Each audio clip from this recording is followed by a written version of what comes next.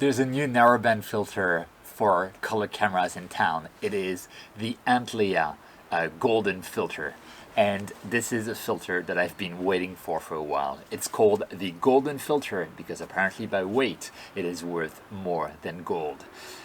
Well, is it really worth more than gold? Let's have a look.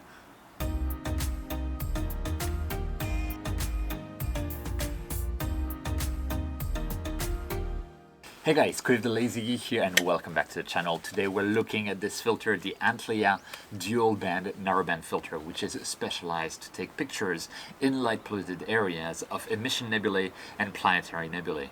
It is very similar to the Optolong L-Extreme filter in that it passes one band pass around the H-alpha wavelengths and another one again around the oxygen 3 wavelengths, which are among the strongest emission wavelengths for emission and planetary nebulae, like the Great Orion Nebula or the M27 Dumbbell Nebula, for instance.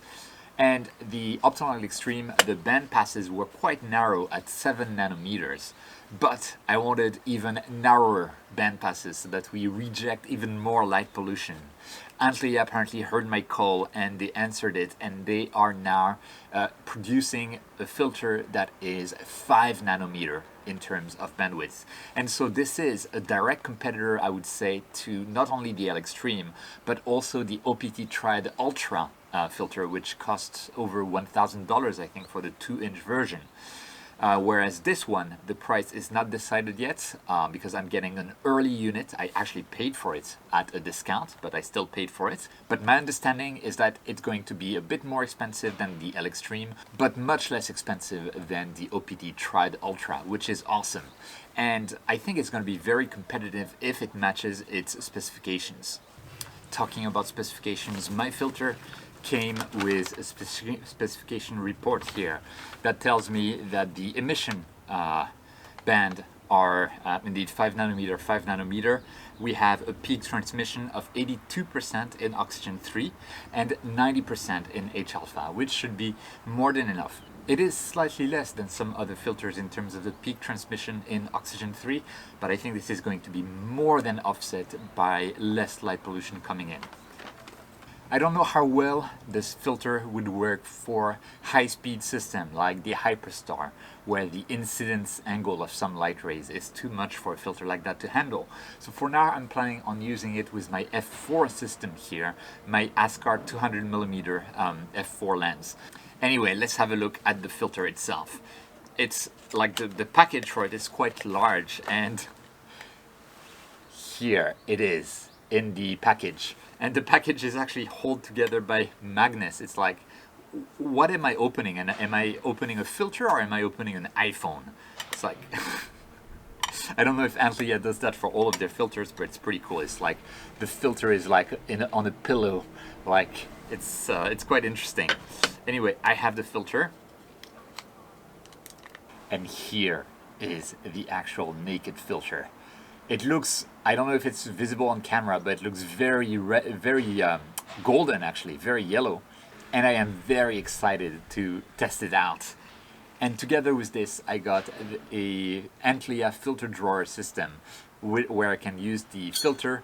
It comes out like with magnets, so it's just like the Starizona filter system. And here it is. It's a really nice little filter drawer. It feels very similar to the Starizona version. It is roughly 20 to 21 millimeter in optical path width. I measure 20.7 millimeters here, and its width itself, which can be important for some Hyperstar system, at its thickest is around 84.8 millimeters. So it doesn't look bad at all. And we are able to put the filter in the filter drawer and change the filter very easily that way. So my plan is the next time that I have a clear night, I will take this filter and put it through its paces.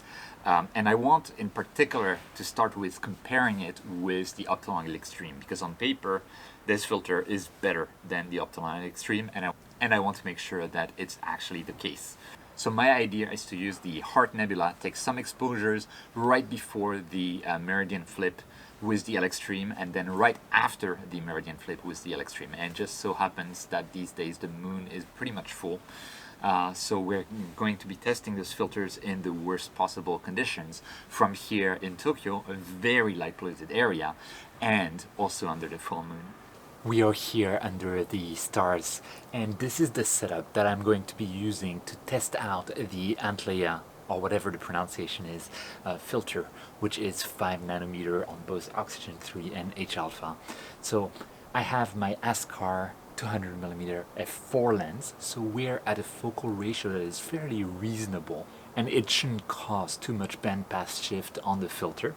And what I am going to do is I am going to point this equipment using the ASI Air Plus here towards the Heart Nebula, and then right before the meridian I'm going to take 3 5-minute exposures with the Optolong L Extreme, and right after the meridian I'm going to take 3 5-minute exposures with the Antlia filter, and that should give us a good idea of how well it performs compared to the Optolong L Extreme. It should in theory perform better because it has narrower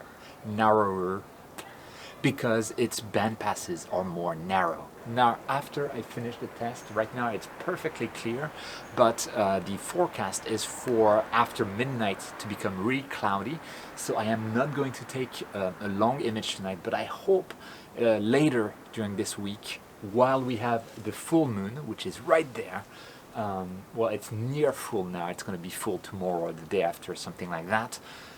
I hope to be able to use this setup with the Antlia 5 nanometer dual band filter on maybe the Heart Nebula or the Horsehead Nebula, because it would be very interesting to see how well it performs with a bright star in the field of view like Alnitak. So depending on the skies that I get, we'll see what happens. Anyway, let me go to the test and we can look at the results in the end.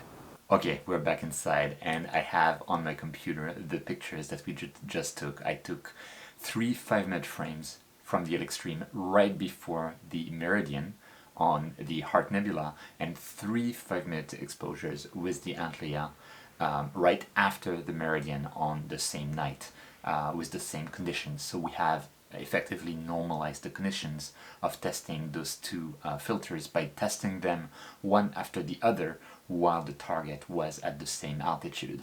And now we can do a fairly objective test by seeing the differences. So first, on my computer right now I have the L Extreme on the left and the Antlia on the right. This is a single 5-minute subframe, and the only thing that I've done on it is applied a degree 1 automated background extraction, and this does not affect the signal to noise ratio whatsoever, since it applies a smooth background.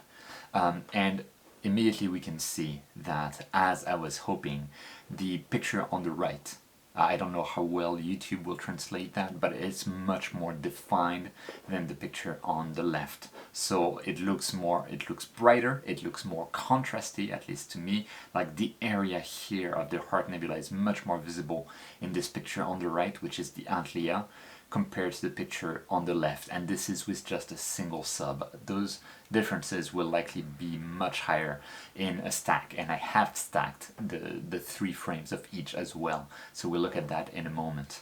And yeah, this is the same all around. If I zoom in on the fish head, the ring kind of thing here is much more visible on the right hand side on the Antlia filter. The small nebulosity outside of the fish's mouth is also more visible. Same for the nebulosity around here. This is a clear winner for the Antlia, which is, you know, as expected, because if both filters are up to their own specs, then the Antlia is on paper superior in the first place. Let's have a look at the actual stacks. So if we look at the actual stacks here, the difference is even more pronounced. There is, like, look at the image on the left and the image on the right. Around this area, it's so much smoother, crisper, with more detail and contrast on the right than it is on the left. Like, this is much grainier on the left and much smoother on the right. It's just like the Antlia is really working very, very well. If I look towards the fish head itself, again, we can see the ring on the right is much smoother. I'm not sure how well YouTube is going to translate that, but by the way, I'll make sure to have all of the raw files available down below for you to make your own opinion about that. It is, yeah, the Antlia is doing very, very well. And finally, I want to look at those stacked images, but I have created a synthetic H-alpha and oxygen 3. So H-alpha is just the red channel of each of those stacks. The oxygen 3 channel is a blend of green and blue with 2/3 weight on green, 1/3 weight on blue. And I did the same pixel math on both filters. Let's see how that looks.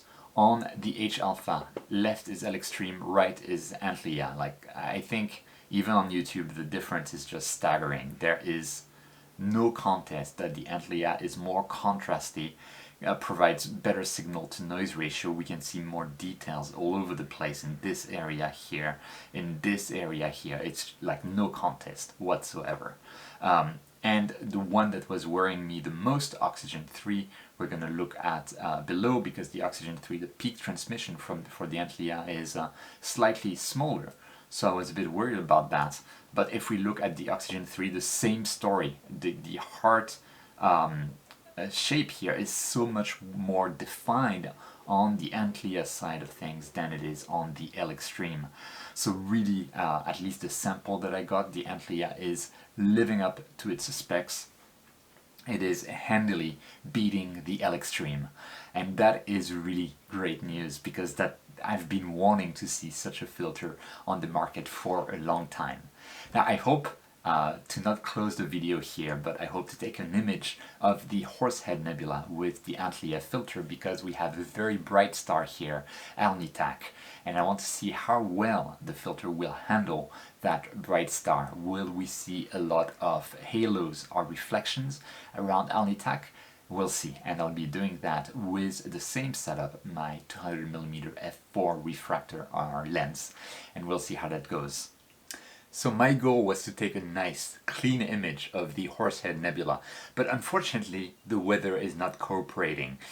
We keep getting weather forecasts that call for clear nights, and then we get cloudy nights. It's the best thing ever.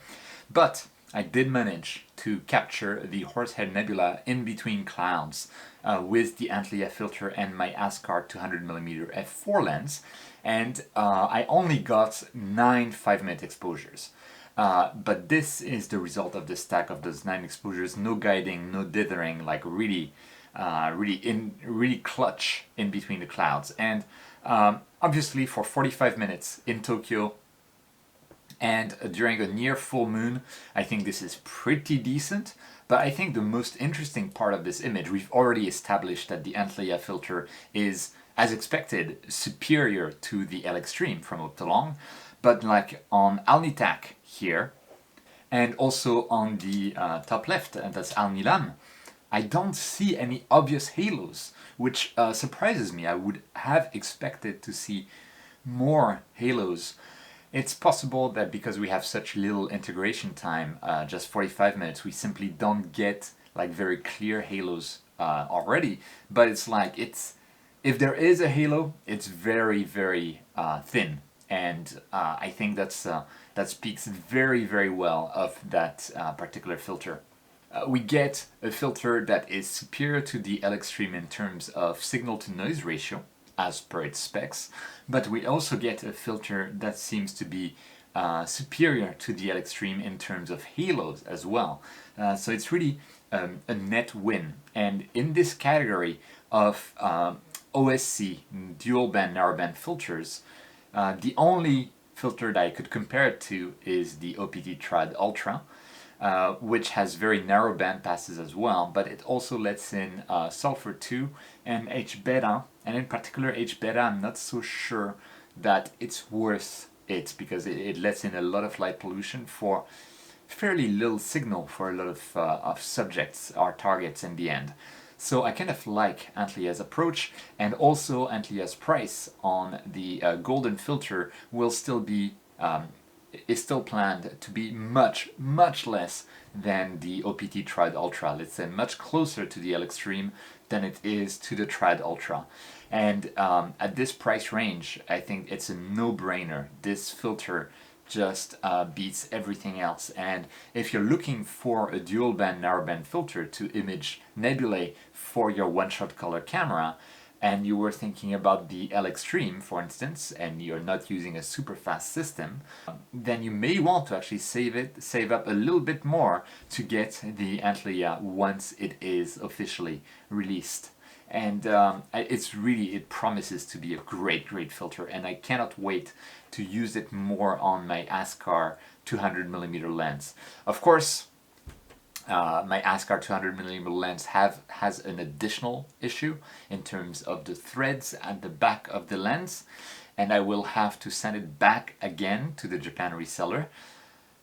So I will not be able to use the Antlia filter on that lens for a while.